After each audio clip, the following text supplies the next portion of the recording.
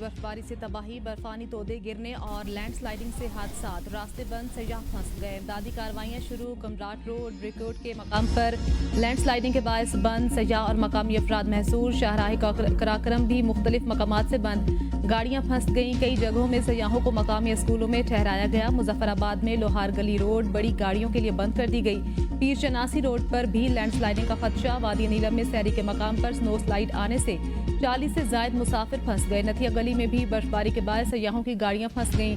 DG Gilead development authority के मुताबिक सयाहों को रेस्क्यू करके महफूज मकामात पर मुंतकिल किया जा रहा है। रेस्क्यू ऑपरेशन के लिए खुसूसी कंट्रोल रूम कायम। बर्फबारी का सिलसिला जारी, सर्दी की शिद्दत में इजाफा। दियामिर बाबू, सरटॉप, कालाम, मालम जब्बा ने बर्फ की सफ़ेद चादर ओढ़ ली। ग्रेस वैली में पारा -9, शादरा में -4 रिकॉर्ड। अस्तोर में शदीद बर्फबारी, निज़ाम ज़िंदगी मफलूज, लोग घरों में महसूर। महकमा मौसमियात की इस्लामाबाद, मरी और गिलगित बल्तिस्तान में बारिश और पहाड़ों पर बर्फबारी की पेशगोई।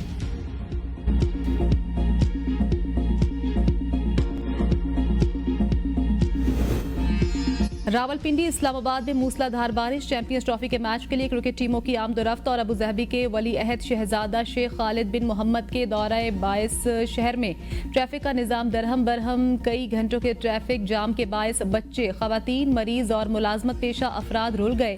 ट्रैफिक जाम से कई एम्बुलेंसेज भी फंस गई। इस्लामाबाद एक्सप्रेस वे और मरी रोड पर गाड़ियों की मीलों लंबी कतारें। रावलपिंडी शहर में चांदनी चौक, मरी रोड और रावल रोड पर भी बदतरीन ट्रैफिक जाम। रावल रोड से PF चौक तक गाड़ियों की लंबी कतारें। ट्रैफिक पुलिस के एहलकार अहम शाहराहों से गायब। शहरी अपनी मददाब ट्रैफिक को कंट्रोल करने की कोशिश करते रहे। ट्रैफिक जाम में फंसने की वजह से नए मुकर्रर किए जाने वाले वुज़रा इमरान शाह, शिजरा मनसब और अरमगान सुबहानी हलफ ना उठा सके।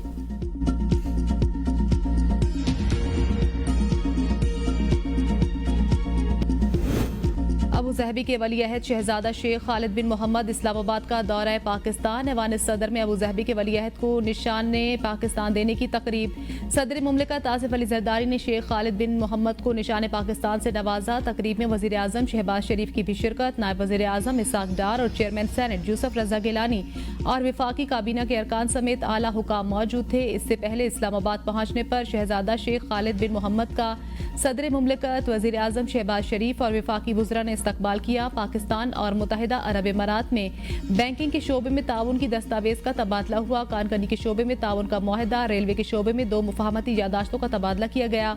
तकरीब में वज़ीर आज़म शहबाज शरीफ और वली अहद अबू जहबी शेख खालिद बिन शरीक थे। अबू जहबी के वली अहद का दौरा पाकिस्तान मुकम्मल, वापस चले गए। विफाकी काबीना में 12 विफाकी वुज़रा, 9 वुज़रा मुमलिकत का इजाफा। 3 नए मुशीर और 4 मुआविनीन खुसूसी भी शामिल। काबीना अरकान की तादाद 50 हो गई। नए अरकान ने हलफ उठा लिया। हलफ बर्दारी की तकरीब ऐवान सदर में मुनक़िद हुई। सदर मुमलिकत आसिफ अली जरदारी ने नए अरकान से हलफ लिया। तकरीब में चेयरमैन सेनेट यूसुफ रजा गिलानी, खातून अव्वल आसिफा भुट्टो जरदारी भी मौजूद थे। हलफ उठाने वाले विफाकी वुज़रा में हनीफ अब्बासी, मोइन वट्टू, मुस्तफ़ा कमाल शामिल, सरदार यूसुफ, अली परवेज, शिजा फातमा, जुनेद अनवर, खालिद मक्सी, औरंगजेब खिच्ची, राना मुबशिर भी विफाकी वजीर बन गए। रजा हयात हराज और तारिक फजल चौधरी ने भी बतौर विफाकी वजीर हलफ उठाया। मलिक रशीद, तलाल चौधरी, बैरिस्टर अकील मलिक वजीर मुमलिकत बन गए। खेलदास कोहिस्तानी, अब्दुर्रहमान कांजू, बिलाल अजहर कयानी और मुख्तार भरत ने बतौर वजीर मुमलिकत हलफ उठाया। ट्रैफिक जाम में फंसने की वजह से इमरान शाह, शिजरा मनसब और अरमगान सुबहानी हलफ ना उठा सके। परवेज खटक, तौकीर शाह और मोहम्मद अली काबीना में बतौर मुशीर शामिल। 12 विफाकी वुज़रा, 9 वुज़रा मुमलिकत। वज़ीर आज़म के 3 नए मुशीरों और 4 मुआविनीन खुसूसी की तकर्री का नोटिफिकेशन जारी। इत्तेहादी जमातों MQM के 2, IPP के 2 और बलोचिस्तान अवामी पार्टी का एक नया रुकन भी विफाकी काबीना में शामिल। PTI की हिमायत से सुन्नी इत्तेहाद कौंसिल की टिकट पर जीत कर रुकने असम्बली बनने वाले औरंगजेब खिची 26वें आने तरमीम के हक में वोट देने के बाद काबीना के रुकन भी बन गए। PTI को खैरबाद कहने वाले साबिक वज़ीर आला खैबर पख्तूनख्वा परवेज खटक वज़ीर आज़म शहबाज शरीफ के मुशीर मुकर्रर। हुकूमत की सोच छोटी और मनफी है। अता तारड़ ने हमें कॉन्फ्रेंस करने की इजाज़त दी थी। 40 से जायद FC के लोग हमें रोकने के लिए आए, पुलिस और रेंजर्स इसके अलावा थी। शाहिद खाकान अब्बासी की सवाल से आगे में गुफ्तगू, कहा ताकत का बेदरेग इस्तेमाल किया गया। हुकूमत का रवैया PTI की निस्बत ज्यादा शिद्दत वाला है। पूछना चाहता हूँ आखिर हुकूमत को किस बात का खौफ है? ऐसे हालात हो चुके हैं कि मुल्क में कानून की हुक्मरानी की बात नहीं कर सकते। मुल्क की खातिर तमाम जमातों को यकजा करने की सोच रखते हैं। बानी PTI का बड़ा सियासी किरदार बनता है। सियासत करनी है तो रवैया बदलना पड़ेगा। PTI की पार्लियामान में नुमाइंदगी है, अवामी मकबूलियत भी रखते हैं। सोचना चाहिए वो किस रास्ते से इक़्तिदार में आए। मानी PTI के रास्ते बंद हैं तो पहले भी रास्ते बंद होते रहे। अपोजिशन की समत भी दुरुस्त होनी चाहिए।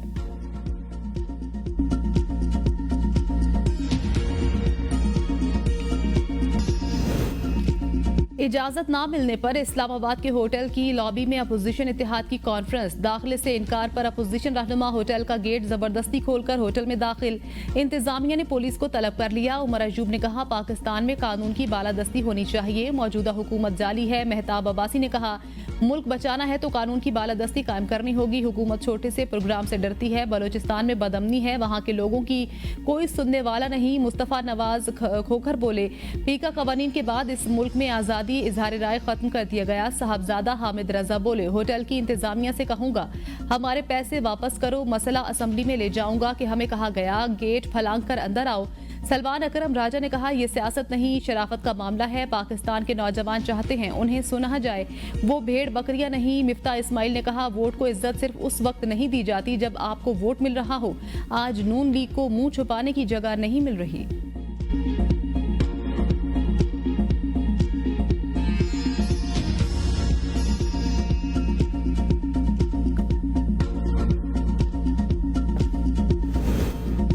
अपोजिशन की कॉन्फ्रेंस रोकने के कोई अहकामात जारी नहीं किए। 10 कॉन्फ्रेंसेस करें, इन्हें पूरी इजाजत है। ग्रैंड अलायंस से हुकूमत को कोई खतरा नहीं। नून लीग के रहनुमा इरफान सिद्दीकी की ABN न्यूज से खुसूसी गुफ्तगू, कहा 1947 से आज तक जितने अलायंस बने वो किसी हुकूमत का तख्ता नहीं उलट सके। फजलुर रहमान, महमूद अचकजई, शाहिद खाकान अब्बासी जमहूरी कदरों और रवैयों को अच्छी तरह समझते हैं। अपोजिशन अलायंस में सिर्फ एक पेबंद लगा हुआ है जिसको PTI कहते हैं।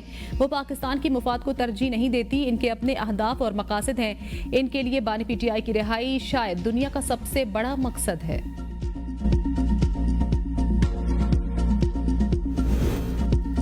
इलेक्शन में हमारा मैंडेट चोरी किया गया। जमात इस्लामी वहद जमाती जिसने कराची में हमारी सीट वापस की। बैरिस्टर गौहर का इस्लामाबाद में कॉन्फ्रेंस से खिताब, कहा बानी PTI अवामी पावर पर यकीन रखते हैं इसलिए जेल में है। इंतखाबात के दौरान हमें कन्वेंशन करने की इजाजत नहीं दी गई थी। 26वें आनी के वक्त अदा किए किरदार में हमें मौलाना फजलुर रहमान को सराहते हैं। तरमीम हर सूरत वापस होनी चाहिए। आज हमें सब कुछ भूलकर मुस्तकबिल के बारे में लाएअमल तैयार करना होगा। आइन में लिखा है मुल्की हालात को देखते हुए दोबारा इलेक्शन करवाए जा सकते हैं। अपोजिशन की कॉन्फ्रेंस कामयाब रही। इनकलाब की बात नहीं, अवाम उठ चुकी। अवाम की आवाज को दबाया नहीं जा सकता। अदलिया की आज़ादी और रूल ऑफ लॉ होना चाहिए। मैंने मशवरा दिया था कि KP हाउस में कॉन्फ्रेंस कर लें।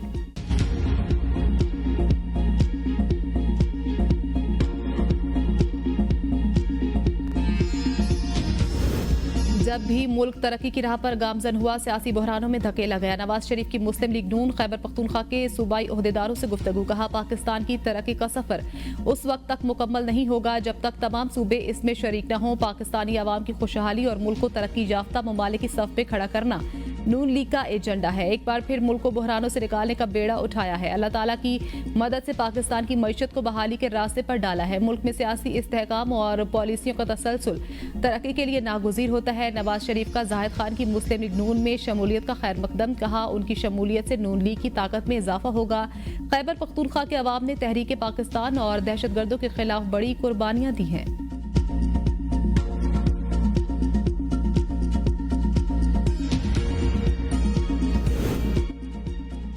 समझ नहीं आ रहा रियासत को अपोजिशन से क्या खतरा है। रऊफ हसन की प्रोग्राम बदलों में गुफ्तगू, कहा मुल्क में कानून की हुक्मरानी चाहते हैं। पिछले 3 साल से आइन की पामाली की जा रही है।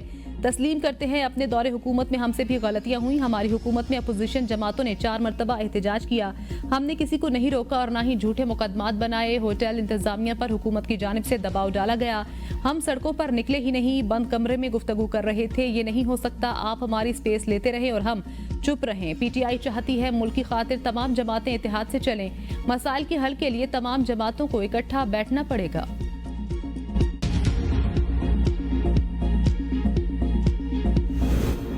1 जुलाई 2025 से ज़राई इनकम टैक्स का निफाज होगा। वज़ीर ख़जाना मोहम्मद औरंगज़ेब की बरतानवी सरमायाकारों के वफ्द से गुफ्तगू। कहा, wholesale, retail, real estate sectors को टैक्स नेट में शामिल किया जा रहा है।